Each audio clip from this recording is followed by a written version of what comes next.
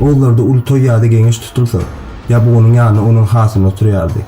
Bu bolsa döwletiň hierarkiýasynda, ýabugynyň ýanynda kim otursa şonuň sözi ýöreýär diýmekdi. Ýagny hatyn döwletde ikinji adamdy. Oğullaryň gaýdusy we iň güýçli suwaşdy. Geljekde Seljuklu döwletine adyny berjek Seljukbeg döwletiň hierarkiýasynda galmagy köp kişiniň gözüne batyp başlady. Günlerde bir gün oğullar Ulutoy tutup oturýarka, Seljukbeg oğuz ýabugy köşküne geldi we Ali ýabugynyň ýanyna çökdi-de oturuverdi. Bu ýagdaý Ali ýabugynyň hatyna hiç hile ýaramady. Hatynyň gyjalaty we nadan beýleriň tebigatynda bolan menmenlik derarly Seljukbeg bilen arasy bozuldy. Koçuň başy bir gazanda gaýnamady.